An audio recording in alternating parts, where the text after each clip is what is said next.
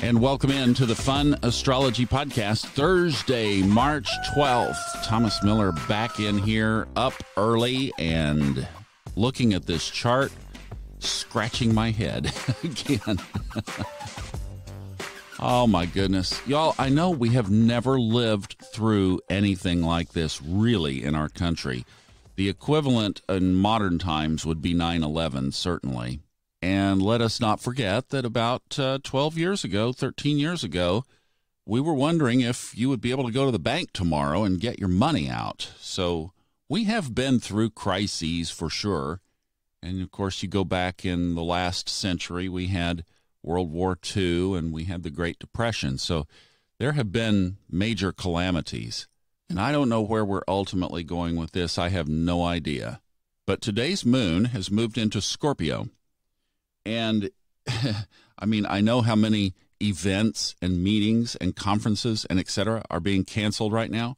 But if you had a conference of ancient astrologers gathered together, they would pontificate that the moon is in detriment in Scorpio.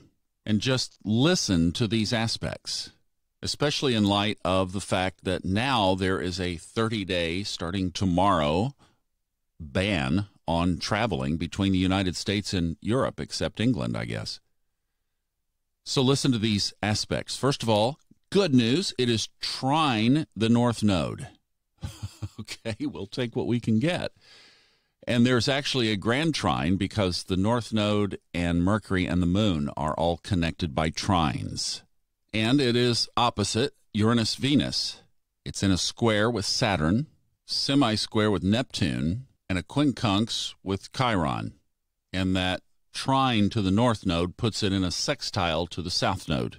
I thought when I went to bed last night and I looked at the last little headlines that said that I didn't watch the speech, but that the ban was on, that the NBA was canceling the basketball season for the rest of the season, and that Tom Hanks and his wife have contracted the virus.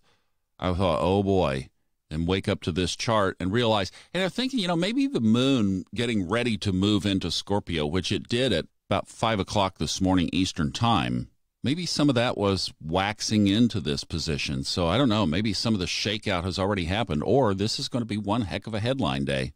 Now, I've been caught right in the middle of this because I'm producing and co-hosting on a radio show here in Dallas that is in the healthcare area. It's a weekend show, but it's sponsored, basically. It's underwritten by all the hospitals in the area. So do you not think my phone has been blowing up? And I'll be working on that. Today for me will be about an 18-hour day again. If you have emailed me for a Kundalini thing, I will get to you. I apologize. I am just absolutely inundated right now. Probably won't be today, but I will get to you tomorrow. That's people asking for the Kundalini yoga routine, which you are free to do at info@funastrology.com. Just shoot me an email and I'll send it to you probably over the weekend. Just know I do have your emails and I will get to you. But as all of this has been unfolding, believe me, I have been racking my brain and just have not had the time here lately this week to sit down and really absorb into this. But I've got this chart in my mind and have been thinking about where is the opposite side of this. And I think astrology certainly has clues and answers. And I think also that we are in a big macro situation that I will tell you, I did not see this much, this fast coming. Wow. So my time will free up a lot beginning tomorrow afternoon, and I will start to really try to work on that. And just, where are the answers? Okay, so we're going to be with the moon in Scorpio for the next 2 days.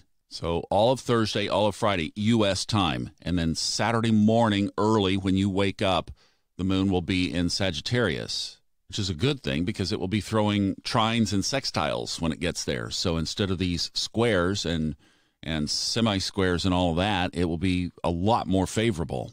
And I know we are all feeling this. I would love nothing more than to wake up this morning and just say that milk and honey was flowing out of the chart. And I try to stay positive. And one of the things that I really pride myself is the comments a lot of you have left in iTunes have said that this is not a negative podcast. So with that in mind, I'm still not going to shy away with what the chart says, and that is that the emotional and shortest term trigger in the chart is in a very dark place for the next 2 days. And with that, we will just say, let us send love and prayers and thoughts to the many thousands of families that have been affected by this so directly.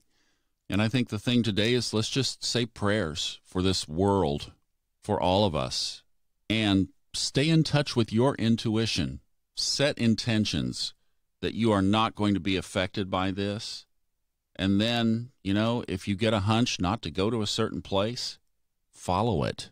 I mean, above and beyond good common sense, Neptune is in Pisces, and that can be either a blurry visioned placement or it can be a very clear intuitive placement.